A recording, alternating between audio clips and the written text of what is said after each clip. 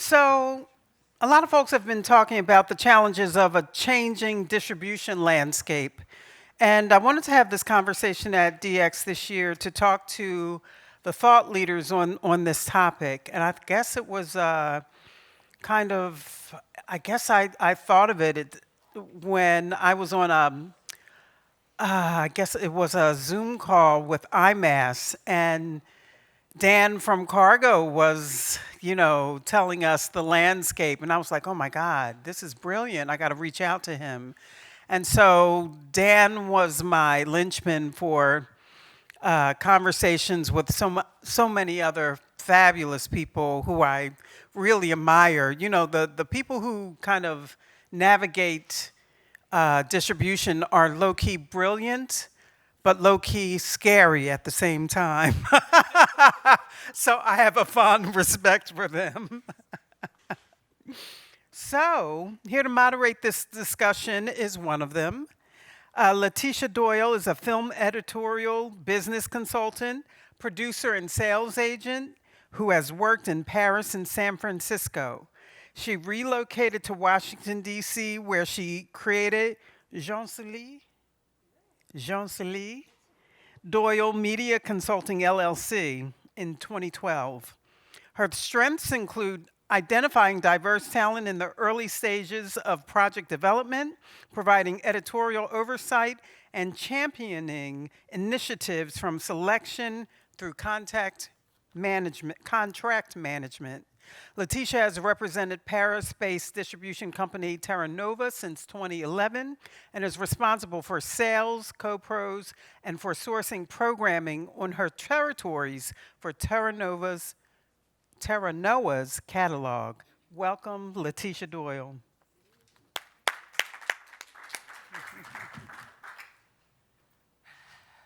Thank you very much for this very kind introduction. So are you all ready to dive into the distribution world? So yeah, today we decided to tackle a very critical topic, the current state of film distribution, which is a landscape that often is described with the term doc apocalypse, signaling the immense challenging facing filmmakers today. But here we want to discuss about how filmmakers can think differently in this evolving environment.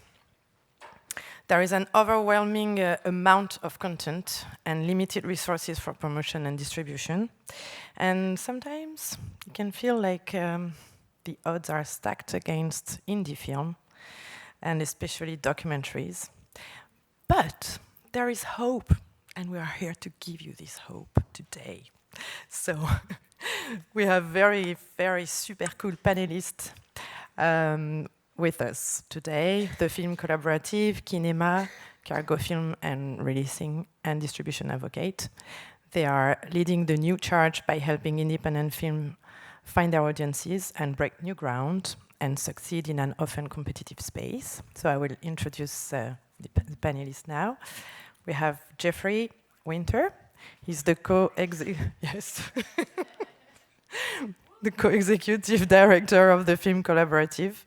So since 2010, Jeffery has focused on distributing films that champion human rights, social justice, and environmental issues, including Oscar-nominated documentaries like All That Breathes and The Invisible War. His work is pivotal for films with social messages, helping them make a difference in the world. Next is Christie Marchese, founder and CEO of Kinema, a platform that leverages community and social interaction for film screenings. Kinema transforms how we experience and share films through community-driven screenings. Christie co-authored the Distribution Playbook, and she has been recognized by Fortune and Fast Company for her leadership and creativity in the industry. We also have Dan Cantagallo. He's vice president at Cargo Film and Releasing, a boutique agency dedicated to non-fiction films in the global market. Dan leads development, sales, and acquisitions with films like Satan and Adam and Playing Hard, which you can see on Netflix. His expertise spans sales and global distribution, helping bring powerful non-fiction stories to international audiences. And finally, Amy Hobby, co-founder of Distribution Advocates, an Oscar-nominated producer. She works to advance access and transparency in distribution. And through the Film Aid Fund, Amy supports innovations in audience building and brings insights from her experience as the former executive director of the Tribeca Film Institute. So, to illustrate how independent filmmakers can strive in this landscape, we wanted to share with you real-world case study, because I think it's the best way to navigate. And we can start with Dan, who has a few slides for us. Yes, I do. So if you want to put up the first slide. So we are Cargo Film and Releasing. We're a boutique, as Laetitia said, we're a boutique sales agent, distributor, and executive producer for independent documentary films. We carry a slate of around 8 to 12 films a year that we do licensing across all revenue streams, so from theatrical, streaming, TV, educational, VOD, airlines. We kind of joke if there's someone out there buying documentary films, we are actively trying to sell them documentary films. We also try and, I sort of joke, no one is going to be a bigger advocate, a bigger champion, more dedicated to your film than you, but we'll try and be a close second.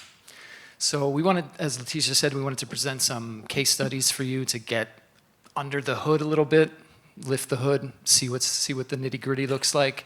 I'm curious, how many of you have worked with a sales agent or distributor before on one of your films?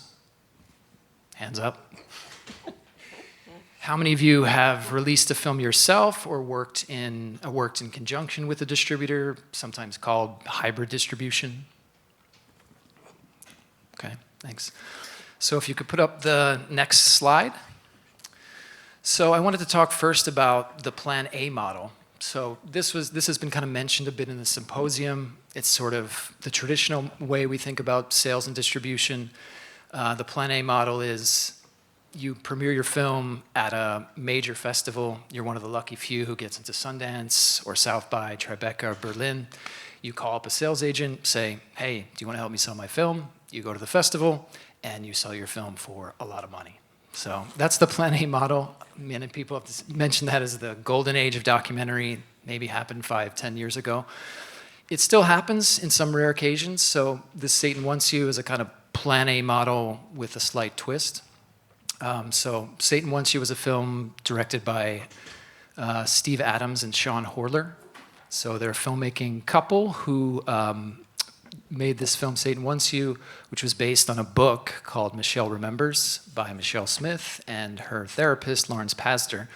So this book is kind of credited with kicking off the whole satanic panic of the 80s. So the film investigated this, as well as drawing modern contemporary parallels to conspiracy theory culture like QAnon and Pizzagate. So next slide. So we got involved with this film before its premiere. So we saw an early cut of this film, fell in love with this film, thought it was amazing, thought it had great upside for sales and distribution. We provided a minimum guarantee for the film. Do people know what a minimum guarantee is, or an advance for a project? It's essentially when a sales agent or distributor puts money into your film to secure the rights or to represent the rights. So it's kind of like we put skin in the game. We really want this film. We think it has potential to make money. So the film premiered at South by Southwest. We obviously brought on PR for that film to generate industry buzz, excitement around the film. We had an exclusive teaser trailer and deadline. The film got amazing press out of the festival. So this is the sort of Plan A model-ish. Next slide. Variety called it the year's scariest documentary. So it wasn't like Terrifier 3 scary, but it was scary in the sense that how misinformation, how this little faux memoir out of Canada could contribute to the satanic panic and all the social damage that it created. Next slide. So Tubi acquired the film. So we shopped it around, obviously, to all the buyers, all the streaming platforms in the marketplace. There wasn't a ton of interest, but Tubi was buying films. You might know Tubi is an AVOD platform where you put your films and you sort of share ad revenue, and they pay you not a lot of money. But Tubi also buys films, so this is the time they were just kind of launching their originals. I think this was the first or second wave of Tubi originals. So they purchased the film, bought the film. It was a good sale for exclusive US rights. So we sold the film. So the filmmakers are happy. It's a good deal. Next slide. But I mean, like any good sales agent, you don't sort of stop there. It's like, great, you had the festival exposure, South by Southwest, world premiere, you sold the film to Tubi. But Cargo, we're actively monetizing all the remaining revenue streams on behalf of the filmmakers. So we did TV sales for that film in Europe and Asia. We did a robust educational push for that film. It's on Canopy. We also did digital site licenses where we sold the film. So, we're looking for every other possible revenue stream. And I should also say, the deal with Tubi, we carved out festival because that was important for the filmmakers. So we carved out the festival life. The film was at South by Southwest, and then it went live on Tubi in, I think, the fall or the winter. So, we also saw the film could do documentary film festivals because there was kind of an investigative journalistic element to it. And, there were sort of genre tropes in the film as well. The filmmakers used kind of narrative devices. So it could also work for horror films, genre film festivals. So we placed the film, got it placed in many festivals, and obviously monetized that process for the filmmakers, a benefit to them. I don't think they were first-time filmmakers, but they were early-stage filmmakers. And we often work with a lot of early-stage filmmakers, first-time filmmakers. Sometimes they go, after they work with us, to work with CAA or UTA, which is great for them, and we're happy about that. But we'd wish they'd stay. Next slide. So as a sales agent, we're constantly looking for new opportunities, licensing opportunities for the film. So even though this film, we sold it, we did TV sales, did that sort of first wave in the first kind of 12 to 18 months of the film. We're constantly recanvassing the marketplace too, looking for opportunities to do that. So this was an article that came out a few weeks ago in the New York Times, the Satanic Panic that never goes away. The New York Times is kind of looking at a bunch of this trend of films around the Satanic Panic. So, Late Night with the Devil, Hysteria on Peacock, Stranger Things, obviously incorporating elements of the Satanic Panic, and as well, Satan Wants You was mentioned. So this gave us another opportunity to go out there, recanvass the marketplace, knock on doors. Maybe you passed on the film the first time. A buyer may have passed on the film the first time because their slots were full or they had stuff that was too similar. But, well, maybe a year later, they might buy the film. So, we represented the film at MIPCOM, the big content market in France, to buyers, and we're having some good conversations there that could lead to licensing. Next slide. Okay, so what happens if Plan A doesn't go to plan? So this is a film called Mutiny in Heaven, The Birthday Party, which is about this crazy band out of Australia, which was fronted by Nick Cave. So it was his first band. It was the origin story of this band. They're like totally insane, self-destructive, sort of described as one of the most dangerous live acts that ever performed. And this was a film told from the perspective of the band members with really amazing live footage, rare concert footage that had never been seen before. The film didn't have a big festival premiere. It was at Melbourne Festival, I believe. And but still, the filmmakers and obviously the team wanted us to canvass the marketplace, try the Plan A route, which we did. But we sort of knew, we had a sense that the marketplace was unlikely to be interested in this kind of documentary. It's a bit niche, as they would say, even though it has Nick Cave in it. So, Plan A didn't quite work out. We didn't get any offers. The major platforms, outlets, they're looking for big ticket music films, and certainly films that bring in a younger audience, which Nick is, I think he's in his 60s, so he's not exactly fitting the wheelhouse for them. Next slide. So, we love the film. We saw an opportunity because Nick was doing a live solo tour throughout the United States in the fall of 2023. So we were like, what if we mapped on a theatrical release of the film that mirrored Nick Cave's solo tour? It was coast to coast. He was doing these very intimate, sort of small venues and very different from the film, because the film is all about Nick, self-destructive, crazy, this band. So, but it would be a really interesting, complementary, different offering. And what we could do is go to theatrical venues, exhibitors, and say, listen, Nick Cave is doing this tour. All of these venues, these shows are selling out like in days. So we know there's an audience there. The exhibitors, in most cases, were very interested. So already we booked 20 to 25 theaters in the US. We did bookings in the UK for the film. Eventually, I think it ended up being like 100 plus screenings. And this kind of pairing really worked. We saw people say, oh, I bought tickets to the show. I'm going to go and see the film. This is like the perfect kind of double feature. And so that was our sort of approach with the positioning of the film, and the marketing is like, go see Nick as the elder statesman of rock and roll, and see the film of him in his kind of wild younger days. We eventized that film. Obviously, you'll hear a lot like eventize, trying to make these screenings that you do as special as possible. So we did Q&As in New York with David Fear's Rolling Stone, Eugene Hutz from Go Go Bordello. We zoomed the film director in as much as we possibly could. He was based in Australia. We did promotional partnerships with record stores, so Amoeba Records. We did ticket giveaways in the UK. We did ticket giveaways with Rough Trade, all to just generate excitement and kind of tapping into the existing built-in audience. Next slide. Along with that, we did PR to kind of hit traditional media outlets, music outlets. So we did a clip drop with Rolling Stone, Pitchfork, Brooklyn Vegan, really just hitting that pretty hard. We did the digital marketing campaign for the film.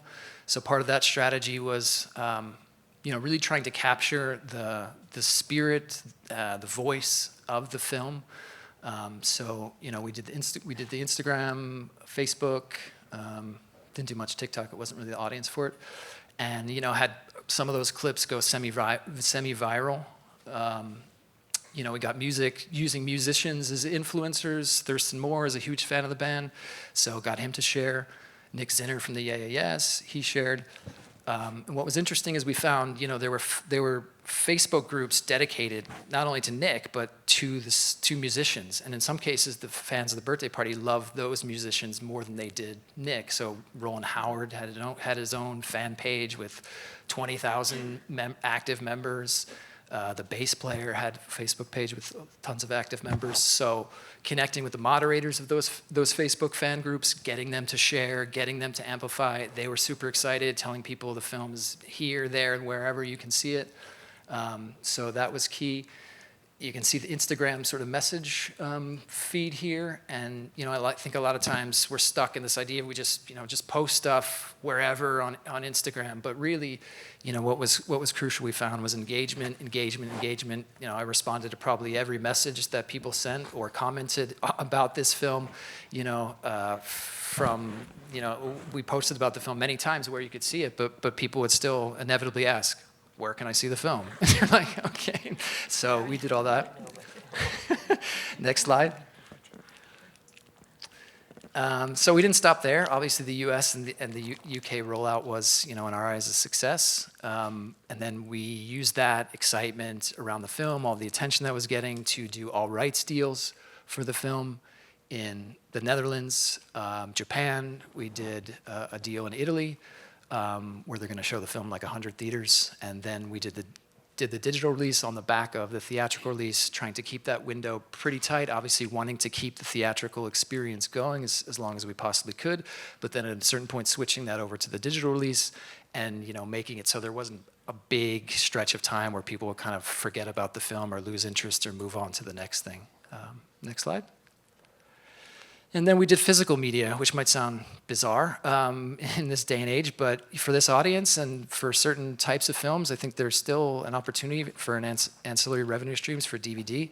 So people want to collect, and especially this kind of audience was interested in a DVD, and they wanted us to do Blu-ray and all kinds of stuff. But anyway, we did the DVD. There was all kinds of extras, to make it special, extended interviews with the band. We did physical merch for this film. I'm connected with a guy in Colorado who's a graphic designer and crazy fan of the band. and he worked with a screen printer. So we did a limited run of the T-shirts, short sleeve and long sleeve. I think he sold out at his Denver screenings with those T-shirts. And then kind of finally the sort of cherry on top personally was, Nick's team wasn't involved in the promotion of this film at all. He obviously had his tour going on, and it wasn't his thing. It's he's the elder statesman now, so this sort of depiction of him as young and crazy. But I think they saw that we did such an amazing job with the digital marketing campaign that eventually he shared the film information on his social media, on his Instagram stories. So it was Nick approved. So next slide. So this is my last one, and I'll just say, as the marketplace shifts, as a sales agent distributor, we're shifting as well. And so, we find ourselves working on projects at earlier and earlier stages. We're probably now actively working on 6 to 8 projects at different stages. And the way sales agents get involved, like myself, is creative development. So looking at consulting, giving feedback on pitch decks, sizzles, using the kind of intel that we're getting from platforms, outlets, buyers, passing that on to filmmakers so adjustments can be made in terms of the packaging, and hopefully that can lead to commissions, financing. We help facilitate co-productions, so we've set up co-productions in Europe with Artes ADF. We're setting up a co-production at the moment, the UK and Canada. So these are just other avenues for financing for projects as the marketplace gets a bit tighter and deflated. So we're working on those kind of efforts to work with filmmakers to try and raise budgets and get them, to make their films. Thanks. Thank you. You're welcome. Sorry, I hope that wasn't too much information. I have a question regarding the DVD. So the DVD that is, where do you sell it? Do you sell it on your website? Yes, sorry, I should have said. Yeah, we sold it directly through the film's website. Okay. And then we sold it on the Cargo website as well. So that was the way people could find it. And maybe when the film is shown as well, is the DVD available? I wish we could have done more of that, but we didn't have enough boots on the ground to have people attend the different screenings. I think next we are going to Jeffrey. Hello, my name is Jeffery Winter, and I am the co-executive director of the Film Collaborative in Los Angeles. I want to start by saying I think this is a very well put together panel, because what's important is a lot of us can work together. The marketplace is extremely fractured, it's extremely difficult, and there's a notion that we can do these things ourselves, DIY, but really what you want to be doing is do it with others. So DIWO. I want to say that because the Film Collaborative is a 501c3 nonprofit based in Los Angeles, and we really started because the marketplace, when we started this organization, I've been doing this for 30 years, but when we started this organization, there was a lot of predatory commercialism going on in the industry compared to now. And so we started as a nonprofit, which was sort of like, I finished my film, now what? Come to us, we'll just help you through the process, and we don't take your rights, okay? So as a nonprofit, we do a lot of the execution of distribution, but we don't take rights. That was very unusual at that time. That is not unusual now. That may be because there's just less money, so people are like, keep your own rights. We don't care. We think we had something to do with that, but I think capitalism drives everything. I will say I'm usually a cheerier person, very angry this week. It's hard for me to talk about what we all do because as a nonprofit, we are mostly mission-driven. We are mostly working in social justice, human rights, environmentalism. We do 50% LGBT cinema. We do films to help change the world. Is it working? It doesn't feel that way. And that is also financially driven. But I will say, I'm using that as a lead-in to say what I do believe the most important thing is when we get together in community to watch films together in public. and have discussions around them. I think when you watch something on streaming, as soon as it gets unpleasant, you think about food and you turn it off and that sort of thing. When we watch films together, we create a public space and we have more engagement with the film. Many of the things that you were talking about have to do with engagement. We have chosen, just because of my own career path and because of the particulars of the rights in the industry, we have chosen to look at the fact that there is a very moribund theatrical distribution. The old idea that you're going to go to the theaters and show in 1,000 screens for the social issue documentaries, no, you're not. So, you know, maybe you might get 25 cities in the US, that sort of thing. So where is the opportunity to see your film on a big screen, in public, with a paying audience, with an audience that wants to engage? Well, there is thankfully still a very large global film festival circuit. The global film festival circuit is, in many ways, a way to replace, well, it doesn't replace, but it is relatively healthy compared to everything. And I want to bring that up because we're at a film festival, right? So this is where we focus on presenting our films around the world. And one of the things that's important to know is that because we're not taking people's rights, we're not in any way trying to stop any of the other things going. We are focusing on making sure the film is seen in public in an environment that doesn't have a lot of traditional theatrical, that sort of thing. So we're also eventizing your film, the same sort of thing he was talking about, seeing it with the filmmakers as much as possible, seeing it with the conversation, that kind of thing. All of this, we do have a robust, well, relatively robust business model around. It is very important to think of the fact that festivals are showing your film in public. They are generally charging. They are certainly paying the theaters. They are certainly paying the caterers. They are certainly paying many people. They're usually paying themselves. Filmmakers should be part of that process. So we think of ourselves as a little like a union to stand behind filmmakers and say, if you're going to show this film, filmmakers should participate in this. And in today's marketplace, because of the fact that many of the traditional avenues are not doing well at all, more and more of the business is coming our direction. So we have a lot of studio deals now. We have a deal with Universal out of London. We have a deal with Sony in Los Angeles. We have a deal with MTV Docs in New York. And I don't think that's because it's a great marketplace. I think that's because they're desperate. And they don't know how else to show their films in public. Okay, so that's the real truth. So we knew we were setting up this business 15 years ago that as it went south, we'd go north. And so that I do think that has to do with not taking people's rights. So that was part of the plan. So I think that I want to talk about two things. First of all, I think the most important thing for the level of filmmaker, where people I think are in this particular audience is, it is really important to think of your film as an entrepreneurial act, what you're doing these days. You cannot stop at making a film and then think it's going to magically get out there. Plan A exists, like he said. There is a small dream machine of going to Sundance, going to Cannes, whatever, and selling your film.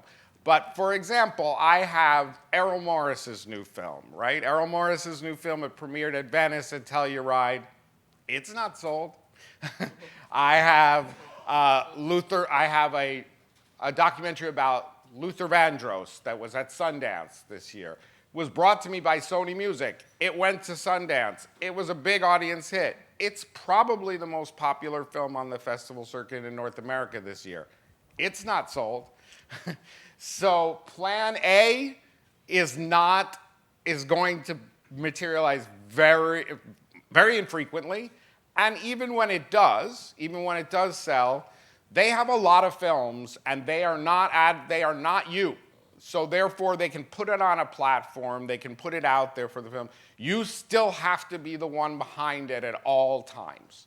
It is your baby, it is your passion, you must be on top of it at all times. And think about, like he said, which was great, there are many, many, many opportunities for your film to get out there, whether it's merch, whether it's this, you know, that you need to take advantage of, all of that. Think like Taylor Swift. No, please don't. And I think, you know, Amy can get to that area as well, because what they're doing is awesome. But I also want to talk about the situation we find ourselves in right now. We work in social issue documentaries. They speak to the converted in the US, yeah? We all have a very hard time trying to reach out beyond the converted. Our audiences are dwindling here. A lot of that is driven by what the US streamers want. The US streamers are big, lowest common denominator, global corporations. They're not, well, I was going to say they're not evil, but I think some people who run some of them have been proving me wrong. But they certainly want content that is, you know, true crime, or what's the way to say it? Formatted. Not Docu-soap. So there's a lot of ways of putting it, but it isn't for the intelligent, discerning viewer, that's for sure. And therefore, US films are dumbing down. And what is really problematic, well, and then dumbing down for what? Those companies still aren't buying it. So then there's a huge problem I want to bring out, which is the international marketplace. Everybody's distribution model only works if there's a global marketplace for the film. The US is only, you know, we are the US, but we are only maybe 35% of the marketplace. And right now, our social issues here are barbaric compared to many parts of the world. So I am having a harder and harder time getting our films shown in Europe in particular. So like, I remember, for example, just to give you something that will be easily understandable, I remember in sort of 2013, 2014, we have a lot of marriage equality documentaries, and people in Europe would be like, are you people in the Stone Ages? Why are we talking about this? The last time I was in DC, I wore this shirt. The last time I was in DC was 1989. It was the March on Washington to protect women's right to reproductive health, to protect abortion. I walked out of here in 1989 thinking, that's over. And I was 100% sure of that. Took the shirt out a few months ago, and now I have many abortion documentaries. I have no way of presenting them globally. But I didn't come here just to talk dark apocalypse like she did. Dark apocalypse. That was the only moment your French accent sort of obscured what you said. She said dark apocalypse, which is cool. There are films that will show globally, and you really have to think about the style of what the rest of the world wants. So I just want to say to filmmakers, in going into it, think about a global marketplace and what the rest of the world consumes. So, for example, our biggest success story of the year is called Union. It premiered at Sundance. Union is about an Amazon worker strike on Staten Island. That sounds like a US issue.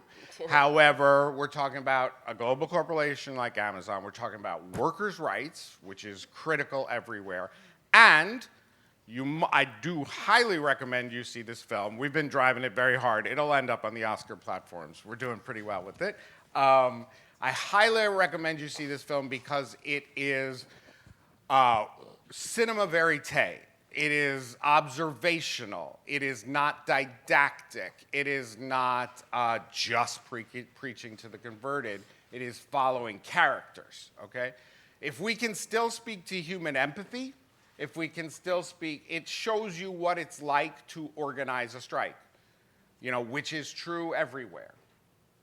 And it doesn't come at you with a distinct point of view, but it still has a very clear point of view. So I just want to recommend that people right now work in forms where I'm not suggesting you don't be as far left as you want. I am definitely suggesting you can be.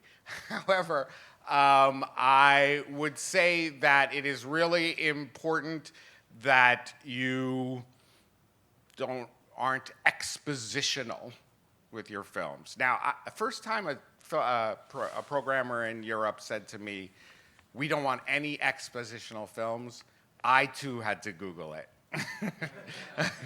I was like, whoa, what does that mean? And it said, explain it. They don't want films that explain things. And you have to trust human intelligence. And I think I'm here today to say that because I know that the films that are inflammatory and propaganda, and I love propaganda, don't get me wrong, don't feel like they're working this week, right?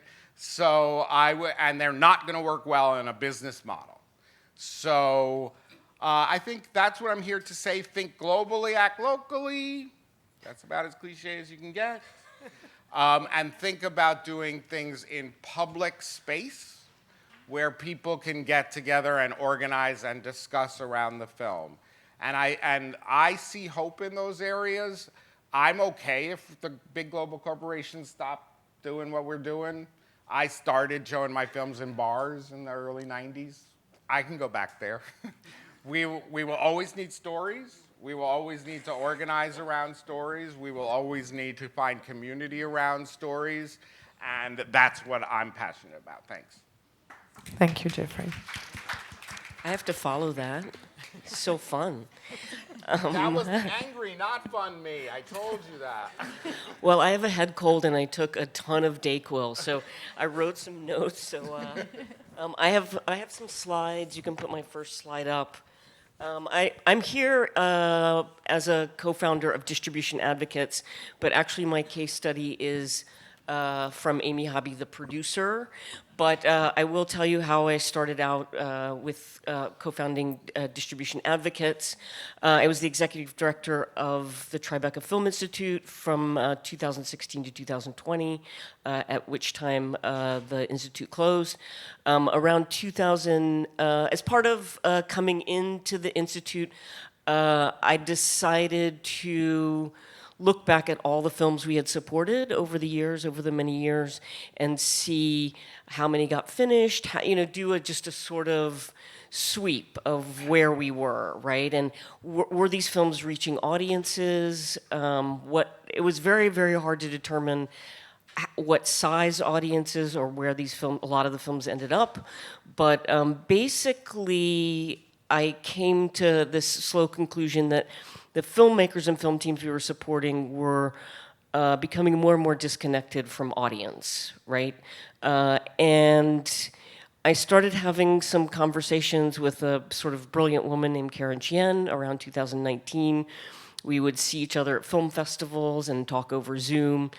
Karen has a distribution company. It's very boutique, but she brings films from mainland China to Chinese American audiences. Her work is politically difficult, and it's very hard for her to find audiences. So we formed Distribution Advocates together as part of a working group for IDA in 2020, and we kept doing it, and we got funding, and basically we were advocating for filmmakers in an unequal power structure between filmmakers and distributors. And we wanted to advocate, and are still advocating, for plurality and originality in work, as we said in 2019, in a culture that needs it more than ever. But I guess I can say that again this week, in a culture that's going to need it more than ever. So that was sort of how I got involved in distribution. We're still very active. We're giving out grants. We're still advocating for filmmakers. In the meanwhile, I've produced a few films. And this is a film that I produced last year. Well, we finished it last year, called 1-800 on Her Own. It's about activist, feminist, rock star Ani DeFranco. I'm gonna disagree with these guys because I don't think Plan A is going to a film festival and selling your film. I would like to eradicate that thought from the world right now. And it was not our Plan A, in part because Ani DeFranco in the 90s turned down working with all the major labels, as hard as it was, and at 19 started her own record label to maintain and keep all of her rights. So she wanted to keep all of her rights. She didn't want to work with, she said, corporate homogenizing bullshit assholes. So we were like, okay, we're going into this, and for our film, we want to embrace that ethos, and plus what I knew from distribution advocates. So our Plan A was to find a way to connect with her community of feminist music fans, all of that. We did premiere at Tribeca Festival. And the purpose I would say that we did that festival for was to, validate the film, create marketing. We learned a lot. We showed the film sort of at 4 festivals, including here at DC Docs, right in a row, within 2 weeks. We were able to talk to people coming out of the film and sort of use that as a test market and understand, where we might go. It also, premiering at the festival also got my director to stop editing. That was really a big part of that, because it could have gone on forever. And so I just put a quote from someone who came and watched the film that was a pivot point for us. It was, so this person was a fan going in, but said she felt it was accessible even for those who aren't. She mentioned the crucial time in our country's history for women. Maybe even more now, and anyone who loves values, inclusivity, and it's a call to action. So the film was not a fluff piece rock film. It was. It shows our character going through some really difficult challenges, particularly as a woman. And we've had other fans come out and say, like, wow, I thought it was going to be all Ani, strong rock star, but I connected with her because she was going through something like I would go through. So we saw that the film had potential in a sort of activist way that we kind of didn't even expect. And so we decided to, I don't think I'm at slide 2 yet. Oh, so coming out of that, I was like, who's going to help me get this film into real spaces? Because I agree that now sort of media is becoming community, and that was part of our ethos as well. So I had to sort of think about who is going to help me get it into these spaces. I didn't care. I really didn't distinguish if it was a festival or a proper movie theater or a gallery or a community center. Like, how are we going to connect with audiences? So I met at DC Docs. I sat with a guy named John Reese. He loved the film very, very passionately. He kept harassing me. And to the point where I was just like, I can't listen to you anymore. I'm gonna work with you. But he also, more crucially, he had a booking agent. So, like, if I distill what distributors do or used to do, it's acquire and curate, book and market. Right, so he had a booking agent who booked a lot of music films. She also worked for a company called Abramarama that does a ton of music docs, and she had booked the original Stop Making Sense, and she was kind of a punk gal from, like 1980s New York. So I was like, yes, I want to work with her because she's going to know all the theaters and spaces where our film might go out. So we're just like, screw it. This is our plan A. And some distributors reached out, all the usual suspects. It worked out in the end. So a lot of distributors worked out, and reached out, and I was just like, I just know they're not going to pay anything for our film, so screw it, and we just don't want to do it. So we didn't send them screeners even. So we're just like, we're going to start booking it in spaces, and we had our first objective was a swing state tour. We're like, okay, we see this. We see people coming out of our screening really motivated, so we're going to use that. So next slide. Hello. Oh, hi. 15 minutes? Oh, gosh, okay. I'll go super fast. Okay, so we wanted to locate our audiences geographically. We looked at Ani DeFranco's 2019 tour, what venues and the capacities. This seems pretty obvious. So we were like, okay, she's playing in Madison, Milwaukee, Grand Rapids. She doesn't play in Detroit. So maybe we don't screen in Detroit. So we identified all of this. I also just want to show this handy dandy tool, Google Trends, which is, you can also see where people are having conversations about something. So I put in Ani DeFranco singer, 30 days, what cities and geographical areas where people are talking about her. There are a lot of tools out there now that can help you identify and find your audiences. Next slide. Then we worked with Cindy, so we started to book theaters in this area. This is part of our swing state tour. This is my spreadsheet. I love a spreadsheet. So we would have the theater, the ticket link. I'll explain surrogate in a minute. Are we doing a Q&A? We got Ani to come out because she's very politically active. And so we decided we would raise money for Emily's List. We really love Emily's List. So they partnered with us, and she did meet and greets, and we made people donate a minimum amount to meet her, and we raised around $10,000 over 4 theaters for Emily's List, which we felt good about. We also sold merch at all of these venues. We raised, I believe in being transparent, over the 4 venues we raised around $5,000 in merch. I ran the merch table, super, super fun. I am wearing one of the t-shirts right now. I delivered our own DCPs. Okay, next. So then we wanted to locate our audiences within each community. So we would make, we know where Ani's audiences are. They're LGBTQ centers, gay-friendly bars, senior lecture at the Women's Gender Studies, queer-owned coffee shops, bookstores, and record stores. As you guys all know, local press has pretty much been decimated. So I decided to handle the press myself because it involved 2 phone calls.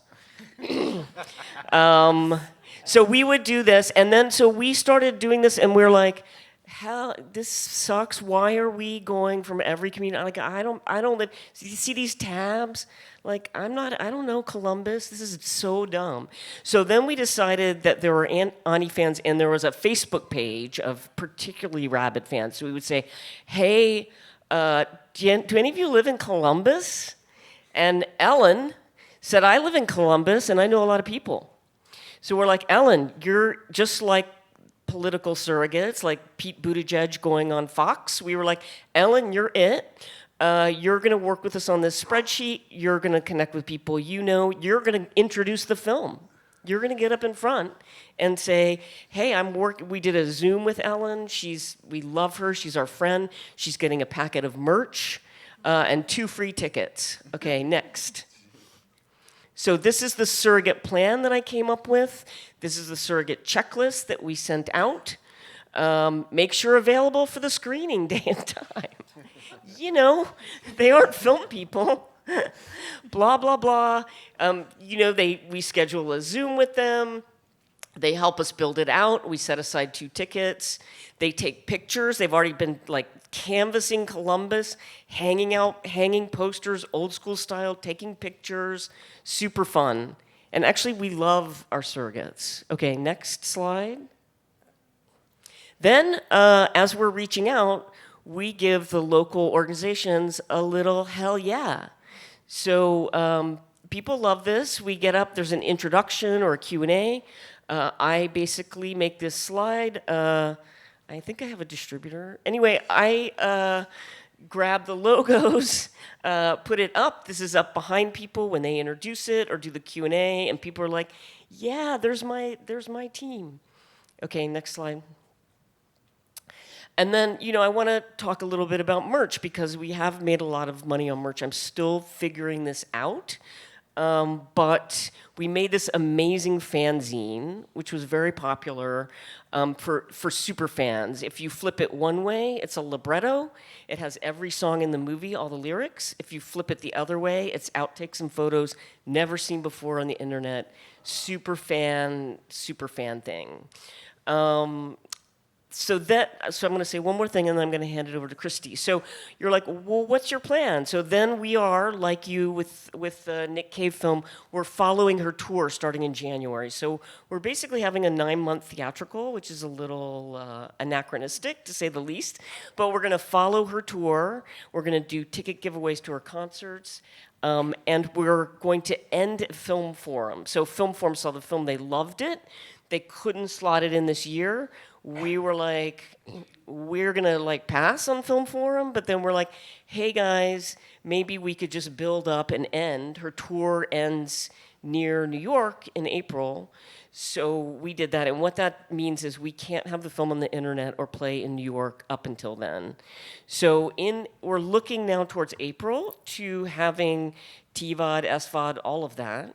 And because we hate the corporate streamers for this film, we are looking towards alternate platforms and how we can, again, retain our rights, have control over it, continue to raise money for organizations we believe in. And one of the platforms we're considering to tie in with our Film Forum press bump is Kinema. And I'm going to hand it over to Christie. Great. Nice. And this is how you plan distribution. I have to pitch for Amy's business live on this panel. So I'll be somewhat quick in that I don't have slides prepared, and the slides I do have are going to focus on a couple case studies.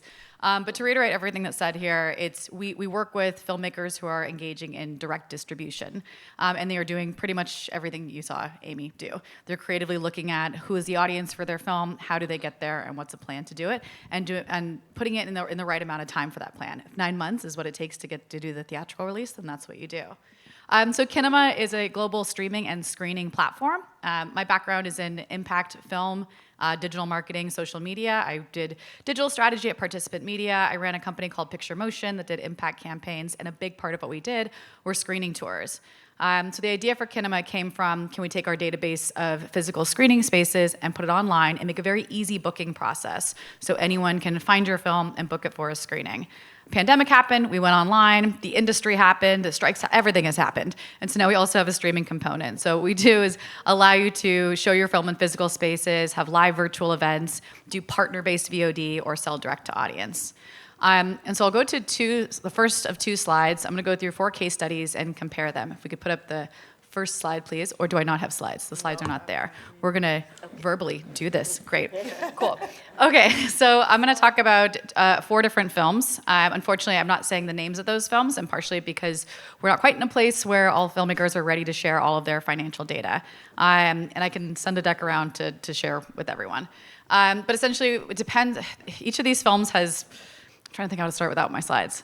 All right, I'm going to compare 2 films right now. The first film had a financial goal. Their goal was to raise money for their theatrical release. This is a documentary film. It was a festival darling. It played a lot of film festivals. Did not get great offers. This is about a year ago. The best minimum guarantee they got was $25K, I think, and this is a film that cost a lot more than that to produce. They also knew that they knew their audience. They knew that their audience was very, very interested in this film, and they knew they could bring it directly to them.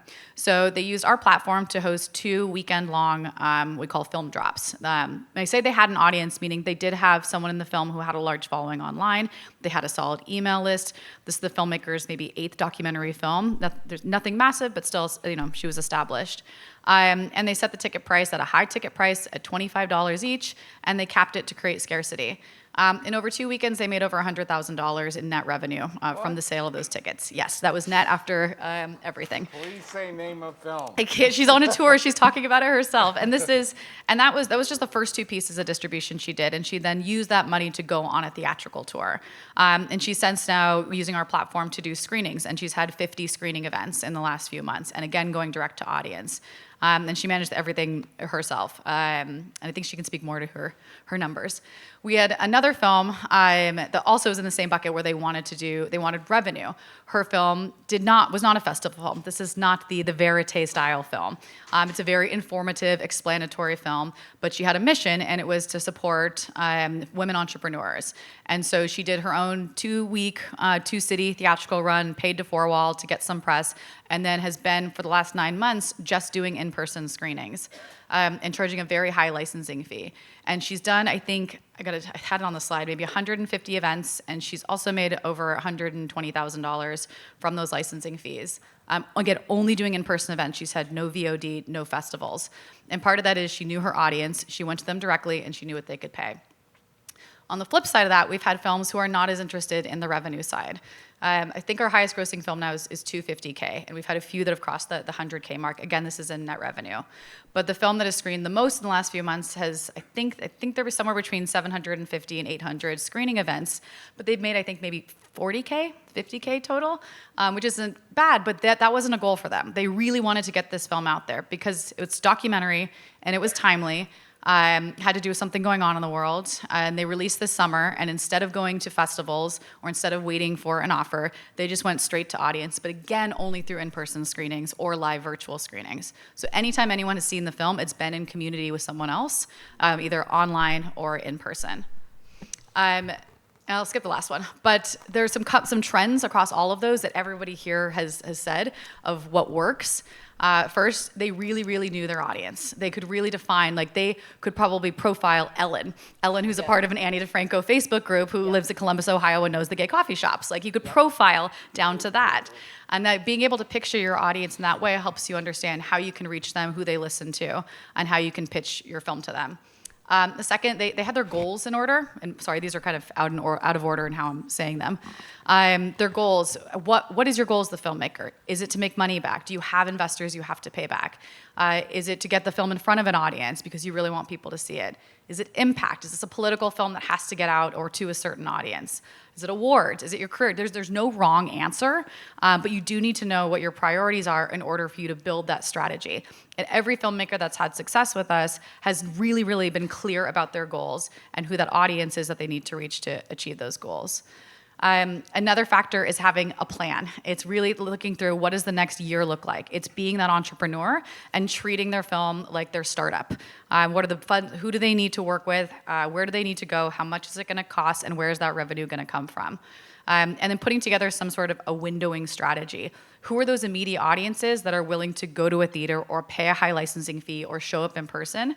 Because you'll always be on an AVOD platform. Those AVOD platforms will always be there down the line. The TVOD platforms will always be there. You can go on Film Hub or work with an aggregator to get you on those platforms and to get the audiences who will not pay to see but might watch if they're channel flipping or see it on the homepage of a streamer. So it's putting together that windowing strategy and figuring out who those audiences are that can pay pay a higher amount at earlier price points. And then I do wish we had some of the slides because I got a bunch of photos. So every day we have photos coming in of these in-person screenings, and they're not movie theaters. Like they're non-traditional spaces. So we have a yoga studio, we have a barn. We had people watching outside the wall in Israel. We've had people watching in their living rooms, in their college classrooms. They're all they look like this. There are rooms that look like this where people are gathering because they care about something. And I think you're entirely right. The way you feel a film, when you watch it in community, it just hits different. It's just going to stick with you a little bit better. And I think I love all the streaming platforms we offer. I watch a lot of streaming. We offer streaming. If it's just presented to you and you don't choose it and you're channel flipping, it doesn't always stick with you. If you're not talking about it afterwards, it doesn't carry the same weight. And I think if you're trying to build a career in the space, you want to keep making films and you want something to happen after those films, it matters to watching community. And so I hope what we're trying to do at Kinema is provide a model that it makes it manageable so that we can provide a back office to send the film files, to get the audience data. You do maintain the rights to your film, you set your own pricing. So you can save some money on doing that outreach and running these tours and sending those film files. Because we want to make this a way for some money to come in, a decent amount of money come in to help build a sustainable career. But at the end of the day, we're motivated by getting people to watch movies, watching community, and create impact. I'll stop there.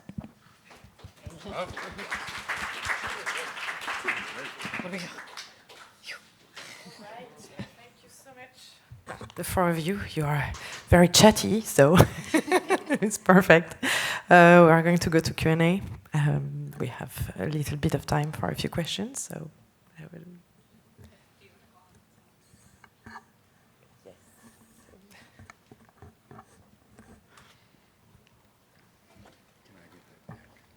Hi, thank you for the amazing information. I had a question. You know, I'm kind of new to film festivals and things, so excuse the naivete, but, you know, I get stuck sometimes in this world premiere.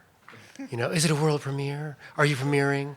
And so how important is that in your world? Does it matter? I'm assuming it's like, what do you want? What are your goals? But, like, does that have any gravitas anymore?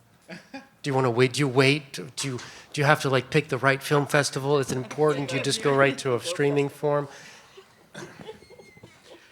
So, unfortunately, nothing matters more than the world premiere. Now, they've all given you reasons to disagree, but notice that even when Amy said, no, we're not worrying about that, still premiered at Tribeca. Okay. But it's the idea here is there is only one world premiere. Okay, so everything else, there are many opportunities. There is only one world premiere, and what happens is your film is then associated immediately with that. So film festivals, more than anything else, are legitimizing tools. They are the difference between a YouTube video and a real movie in most people's minds, or in the industry's minds, or many people's minds. So basically, it's like, oh, X film. Well, I haven't heard of X film. It was at Sundance. Now I know it's something, okay? Now, so the whole premiere strategy thing, the whole premiere status issue, if there was one thing I could blow the fuck up, that's what I would do. Because that is what is hurting your films more than anything else. That has a lot to do with, I think, the fact that mostly what Amy said is that people have lost touch with the audience, right?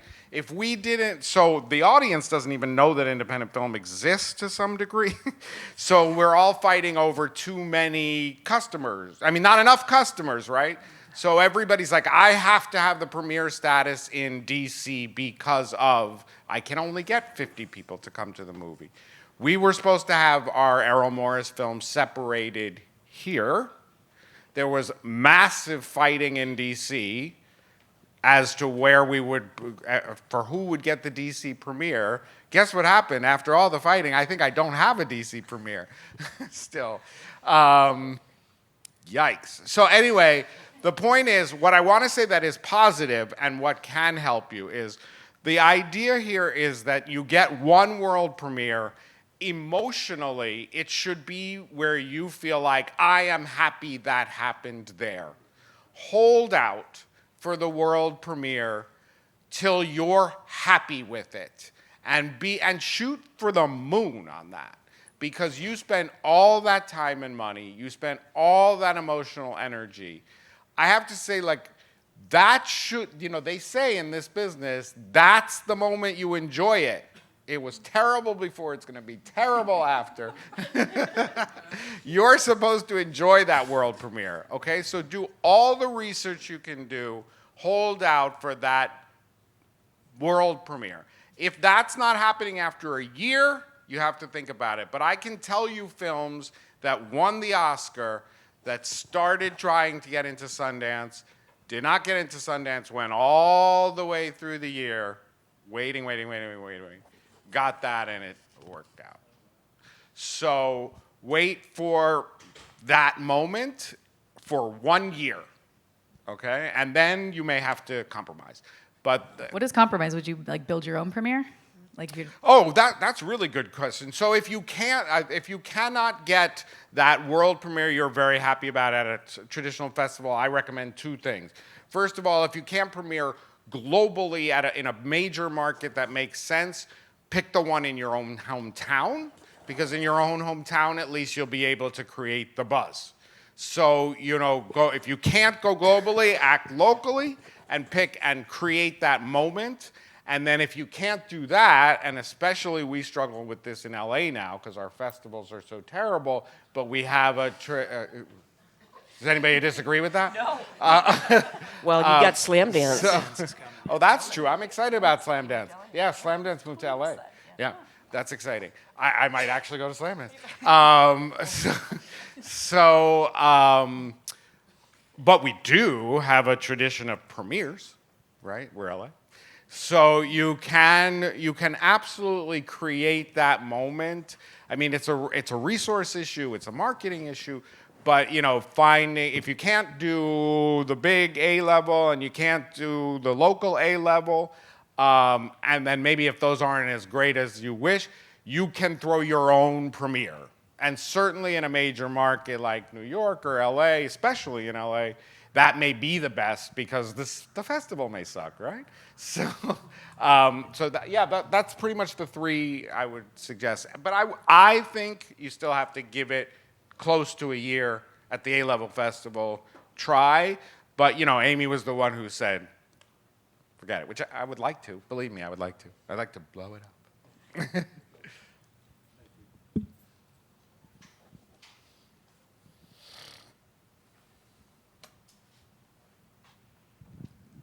Okay, so I was right about being a little afraid. Yeah, we are scary. You're a scary I bunch. Because I'm hopeful. because I feel traumatized over the fact that you're saying that the Luther Vandross documentary did not sell, and I've been to 2 screenings for that, and the whole place was rocking. Totally. And so how on God's green earth does this happen? The audience loves the film, but it's not selling. What's that about? Well, ask Jeff Bezos. And there's that. Okay, can you say a little bit more? Can I say a little bit more?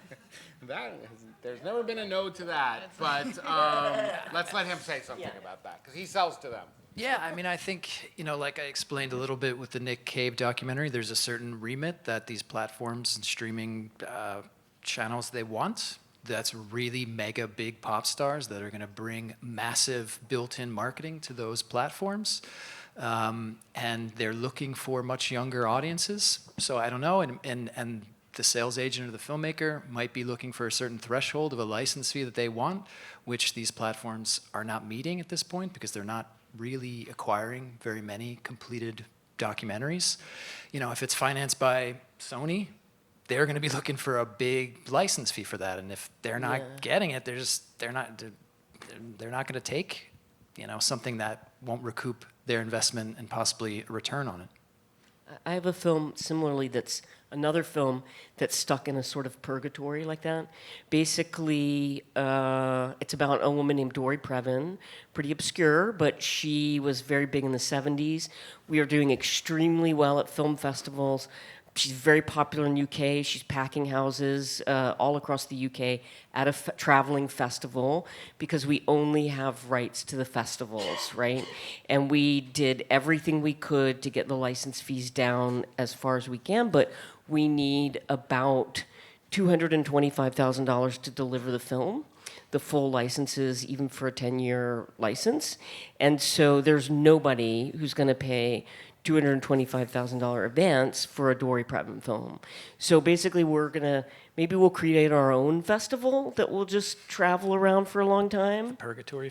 The Purgatory Film Festival. We'll get Luther Vandross. There's like a lot of other films that probably can't afford to deliver, and we'll have a dock and roll. I want to ask you a question, okay, which is the question I would ask to filmmakers in general. So I sit in all these pitch meetings, and the reason why I sort of stay in my lane, because my lane works, is they say, well, I need $750,000 to make my film.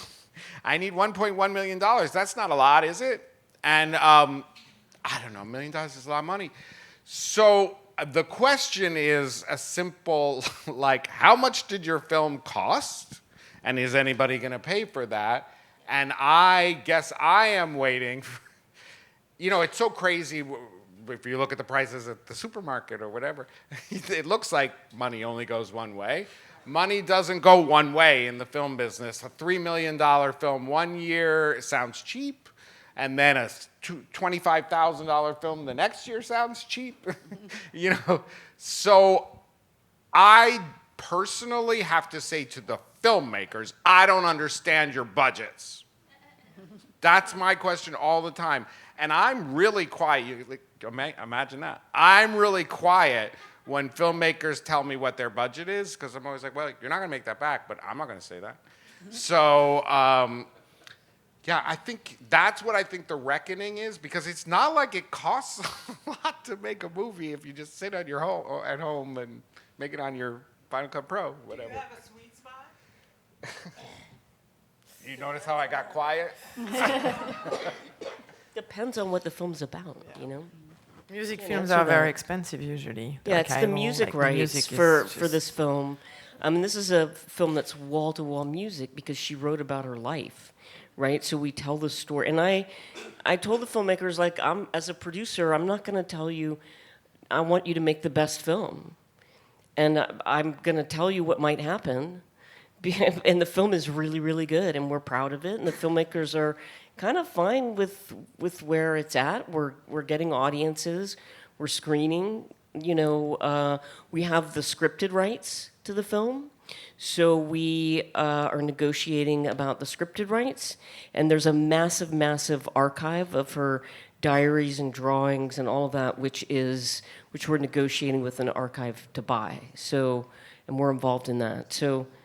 I mean, what would, if we have $225,000 for a 10-year license, I mean, I don't know that we would get better screenings. I don't know. Maybe. The only reason I go back to that entrepreneurship question is you would not make chocolate chip cookies without understanding how much you could make them for and how much you could sell them for, right? I always say, essentially, I'm just handling complicated washing machines, right?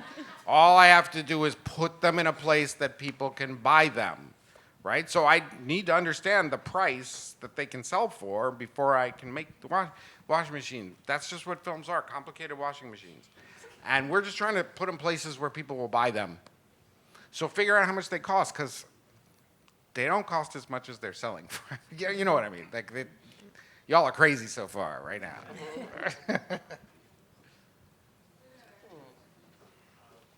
Hello? Hi. First, thank you all for being here today. It's been a very informative filmmaker who is getting their first distribution deal. What percentage should they be looking at that the distributor will be taking? Like, what's considered a fair amount, and how to know like when you should negotiate and up or down on that? So. Definitely a cargo question, right? Sure, I can answer that. I think there's a few things you're looking at when you're entering into an arrangement with a sales agent or distributor. You certainly want to look at whether it's a commission-based structure, like we work with and other sales agents, or if the distributor might be charging you for the privilege. We obviously don't advise that. Obviously you want someone who's commission-based, because that means they're working for you.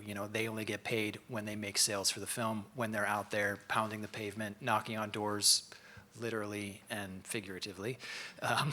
So that's certainly something you want to look at. The other thing you want to look at is the term length, and we generally try and do shorter term lengths with the filmmakers we work with. I think it's another red flag when you see an agreement or contract with a distributor or sales agent. 10 years, 15 years, 25 years, 30 years, what are they really going to do with your film? It's probably going to go into a catalog. It's probably part of a kind of volume business, which might get sold, 5 years from now, and you have no idea what happened to the film, and you'll be trying to claw back your rights, which has happened recently in a few cases. So I think you would want to look at that and try and negotiate the term length. Normally the most profitable window for the film is that first 18 to 24 months. So you want to see that the sales agent or distributor is really pushing hard on the film. Obviously, it doesn't always work out. So, you can have a frank, honest conversation and evaluate that with a sales agent or distributor. I mean, the commission structures, it varies widely in the U.S. for, kind of broadcast, streaming sales. You're looking at something like 10 to 15%, because normally that's like an agent calling up the streamers or the platforms presenting your film. I mean, it's a phone call, right? Obviously, they're trying to do as much massaging, leveraging all the press or world premieres that are there. International, it's a bit different. Ranges, 25, 30%. Usually that's a little bit more work on behalf of a distributor. I mean, we attend tons of markets throughout the year. So everything from CPH docs to IDFA. We do MIPCOM, which is the big content markets in Europe. So, we're there trying to get as much face time with TV buyers, all rights distributors, et cetera. And I just want to add also one thing about if you're looking at international distribution, one thing you want to think about with the feature doc is also a 1-hour version, which I know sounds very unpleasant, but there's a lot of additional chances for the film to get pitched in the international marketplace, because mostly you're looking at TV broadcast, and the slots that they have are generally 52 to 60 minutes, and they're programming, whatever it might be, feature doc, history, science, wildlife, et cetera. Like your film might kind of fit in one of those slots, and we can kind of like massage that and make it work with buyers. So, I mean, that's another thing you might want to think about if you want to enhance the revenue potential for a project. I think that covered. I have a question for you. It's we've seen, you might have been referring to this, some distributors go under in the last couple of years, and so and because we're a new platform, we know there's other new platforms. We've been recommending that it put a clause in there that if the company goes under, you do get your film back, and it doesn't hurt to ask for that. You don't get what you don't ask for. Yeah, there's some big examples recently. Yeah, I've been if working you want to with look at the some Distribution Advocates Substack and listen to our podcast, you can learn a little bit about what happens when a distributor goes under. Yeah, I'm working with a filmmaker now, and she's trying to claw back a few of her older films, and it's just painful. But I do think you can put that line in there. We just Yeah, we just got a film back from a distributor in France that way. Can I ask you a question? No. Yes. Okay, so you threw out something that's very important for everybody as if they knew it, but I want to say, like, one of the things that's hopeful, it's been going on for a while now, so maybe we've lost sight, but look, when I started in this business, many films just ended up on the shelf, meaning they never showed, right? That at least doesn't happen anymore, right? You can always at least just show it from your website, and therefore you can drive your own marketing, right? So that's part of that entrepreneurial thing. But there are also many platforms, many of which feel like trees falling in the forest, right? So you're still going to need to be involved. But you now have a platform that I believe any of them can come to at some point. We do. Which that I think is very hopeful, right? You can always work with her, and she's like obviously super cool. You make me so nervous. So can you explain to them, because I want to know, how your platform works? Sure. I mean, what's interesting Streaming. about talking about distribution is we often talk about the tubes. These are the tubes by which a film gets to somebody. And there are many ways. You can put your film on YouTube today. Now it's just about what is the right economic format for your film to reach somebody. So we curated for the first couple of years as we were building the platform and trying to understand what films we would get. Now we actually are open to everyone. So as long as you meet our standards, our ethical standards, you own your film and you're of festival quality. Technically, anyone can come on the platform and use the film, have access to the technology. We do have editorial control over the films that we curate on the homepage, what we promote in our newsletters, what we promote on social, and what we'll do like an extra oomph of outreach for, which is dependent upon what's going on in the world or any holidays. But technically, no, you can go on right now and upload your film. Again, you own it, you set your pricing, but we can also provide guidance along the way. And how does the economic model work? Oh, sorry, that too. See, you make me nervous.